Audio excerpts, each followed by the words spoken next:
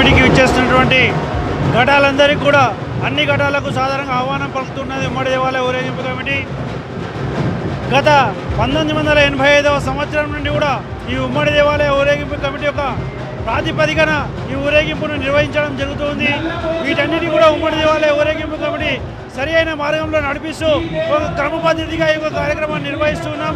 వారందరికీ స్వాగతం పలుకుతూ ఈ ఉమ్మడి దేవాలయ ఊరేగింపు ఘటాలకు అందరికీ కూడా సాధారణంగా ఆహ్వానం పలుకుతూ ఉన్నాం.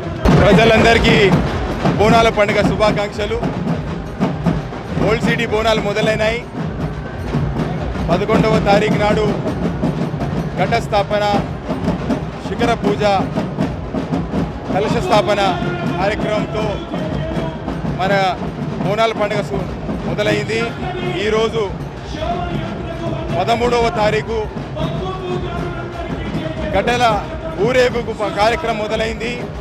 కాశీ విశ్వనాథ్ మందిరం నుండి దాదాపుగా 22 వివిధ దేవాలయాల నుండి ఊరేగింపుగా ఘటాలు బయలుదేరాయి.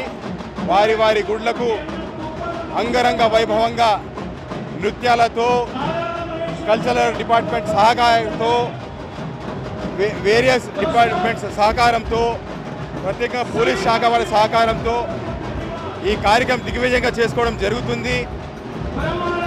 ప్రజలు కూడా బ్రహ్మరథం పడుతున్నారు. వేలాది సంఖ్యలో ప్రజలు కాశీ విశ్వనాథ్ మందిరం నుండి లాల్ దర్వాజా మోడ్ వరకు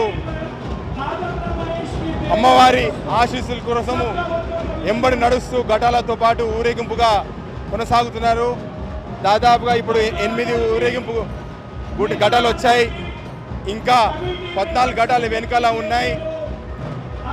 ప్రజలందరూ ఈ బోనాల పండుగ సందర్భంగా మీరు ఓల్డ్ సిటీలో ఉన్న ఆలయాలను సందర్శించి అమ్మవారి ఆశీస్సులు పొంది మీరు క్షేమంగా ఉండాలి, మీతో పాటు మనమందరం క్షేమంగా ఉండాలని మనస్ఫూర్తి కోరుకుంటూ అమ్మవారికి బోనాలు సమర్పించడం మనం చేసుకుంటున్నాం.